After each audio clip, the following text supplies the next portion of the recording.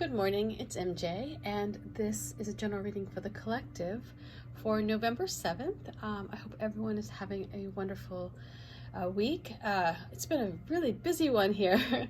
Lots of stuff happening, dog decks going out, the calendar finally went to the printer, postcards are going out, I'm doing readings, I'm putting some extra work into the journal for the wise dog because once I made it, and it came back not perfect, that then opened up this door for me where I was like, well, since it came back where the printing came out blurry, maybe this is an opportunity to make it a little bit different and combine it in a way where it's part guidebook, part journal. So since I already have the bones, for the book, I thought, well, I can add some extra information in there perhaps to make it a bit more useful, since I have to redo some of the typeface anyway. So anyway, I'm working on that. I really do, I just want whatever I send out to you to be good, I mean, I know I make mistakes here and there, but I really do try to put out something that I'm proud of, right? So anyway, and I want you to be happy. Like, oh my God, you have no idea. It brings me so much joy when I know that my work makes you happy. So I just I feel like I'm in this constant state of trying to improve, or trying, in an attempt to please. So I love getting the feedback. It's something that I don't know if you can hear that. I think it's a bird outside. It's very loud. But it's, it's that positive reinforcement that keeps me going. So anyway, let's, and I'll share more about that in the upcoming newsletter, which will be going out either Friday or Monday. So I'm working on something here in regards to those newsletters to make them more interesting and provide more information about the symbolism, why I chose the symbolism for each card, and to help you guys learn a little bit more about each deck and how to get the most out of them, how to get the most out of each deck. So anyway, all right, enough of this. I think I've shuffled a good amount, and I'm kind of clearing my energy, and I'm in my new space up here in the loft, which I've decided it's the crow's nest, and it does feel like a nest up here. It's very peaceful. And I can watch the crows outside, which is nice. I think they can see me too. Anyway, okay, let's get started. The first card I'm going to pull is the energy that we're working with today. Oops. And we are working with death. And so with this card, I had some people ask about, who is that woman? Who's that woman on the death card? Well, she is Loba, and she is the bone collector of the desert. And so the story of this woman, this mystical woman, comes from Dr. Clarissa Estés Pinkola. And I love this story so much that when I was making this deck, the death card, I thought, I am going to honor this story and honor her, because she is by far, I think, the wisest woman I've ever encountered in my life. But it is the story of this woman who travels through the desert, and she collects the bones of the animals that have passed on and who've met their end, and she goes about it, and she brings back each of these bones back to her cave, and she reconstructs the animal, and she puts together their skeleton. And it's only when she has the very last bone, the very smallest piece, that piece that probably fit in the vertebrae somewhere, that may have been lost in the desert for centuries.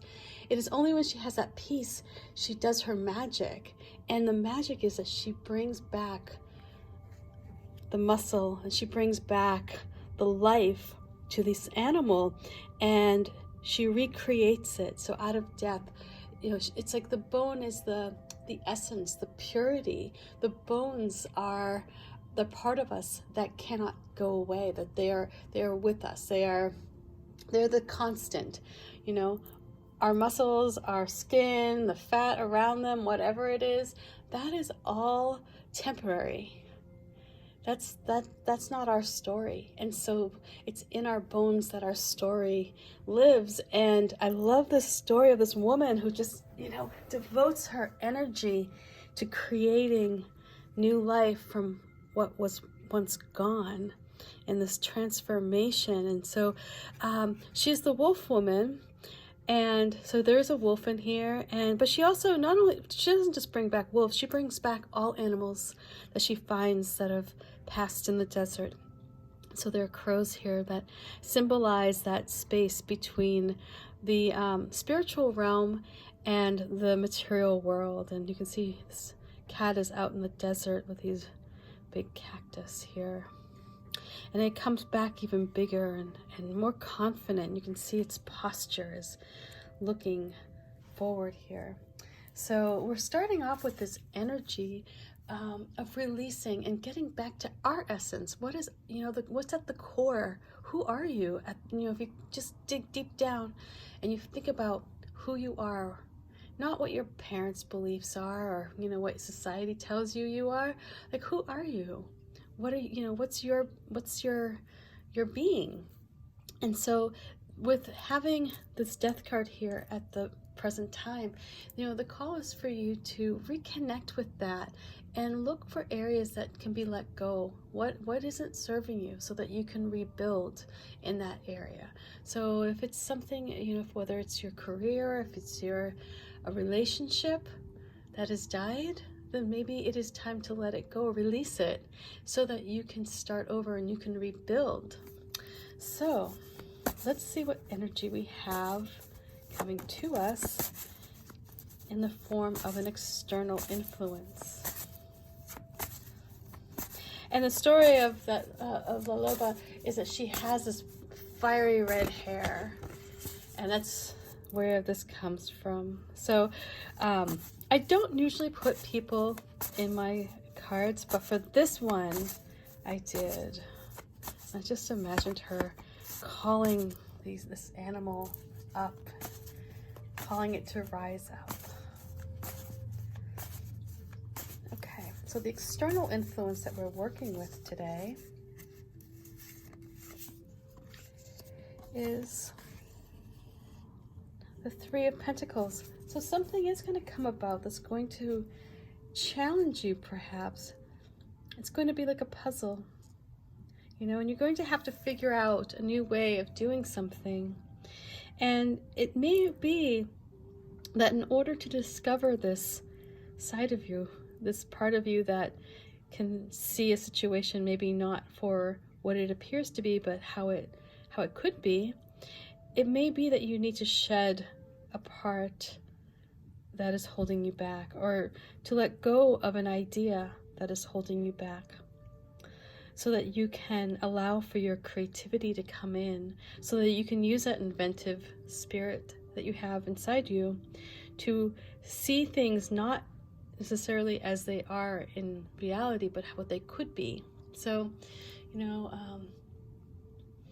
I mean, it's there's a playfulness there, you know, there's almost like a childlike quality to that, you know, where, you know, you use your imagination a little bit. And when you do that, when you allow for that imagination to sort of unfold, that is where you're going to find the solutions. And that's where the window is going to open, and you'll see this light coming out, and it will feel very guided. Just like yesterday with the path unfolding, it's going to feel guided, and people will benefit. You're going to be able to show others a path forward. And that I think is the most important thing here. It's not about just you getting through a situation, you finding a pathway out. It's you helping others as well. And you'll find that when you do that, you know, in this material world, you'll benefit. You know, you'll find comfort you know, in regards to your possessions or what you want to achieve. And so here, let's see what wisdom packs bring to us today.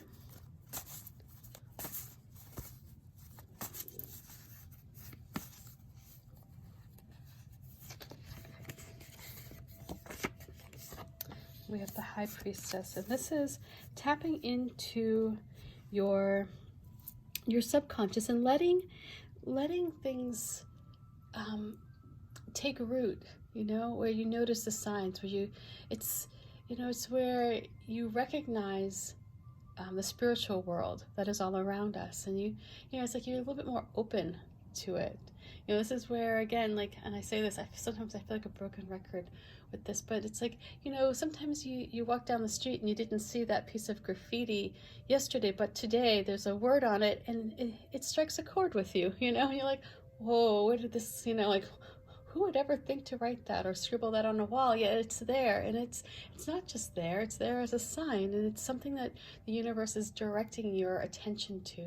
So, you know, there's so many different ways that the universe likes to do this. So maybe you notice somebody's, you know, vanity plate, you know, and maybe some, you know, it's like, and it can be like the weirdest things, like you may be, you know, putting off going to the doctor, you know, like, because you know, like, oh my God, I've got this like horrible thing I've got to take care of, and you don't find the time to do it, and then lo and behold, there you are behind a car and their vanity plate is like best doctor, you know, or something like that. And you're like, okay, well, that's the universe giving you the sign, like, hey, you know, it's time to like take care of this before it gets worse. You know, it could be anything from numbers. You know, I know a lot of you pay attention to numbers. Is it 1111? You know, that's a sign. You start seeing the same name over and over again, you know, and you just never know how the High Priestess is going to deliver her message to you. So stay tuned, you know, it's like open yourself up to the possibilities, because when you do that, that's where you're going to find that the solution is very obvious. It's like the universe is like over there waving its arms at you, saying, hey, look at me, I'm right here, I'm trying to guide you. And so the only way to do that, though, is to tap into your spiritual side, that part of you that sort of straddles that line, you know, between the other side and here, the medial part of you. So again, we're in this position right now to let go of and to say goodbye, and you know, and not do so with sadness, you know, but let it go and have that moment to mourn a part of the past that maybe isn't serving you right now, a way of being that wasn't, you know, probably the best for you, or that you've just grown out of, right? Because we all have had those times where we grow out of phases and things and we move on. And so now that's the time, so that you can rise up, so you can allow this beautiful woman here of the desert to reconstruct you, to help you grow into the next level, the next, you know, layer of enlightenment. And when you do that, that is when you're going to open yourself up to new opportunities and new visions and new ways of handling situations that you may not have in the past. This is where you become the inventor of your life. You're the creator of your life. And the High Priestess is here to guide you. So pay attention. Pay attention to the signs. She's right there with you. And the wisdom of the other side is available to all of us. The question is, are we willing to listen to it? So anyway, much love to you. Peace, and bye for now, and I'll check back with you tomorrow. Peace.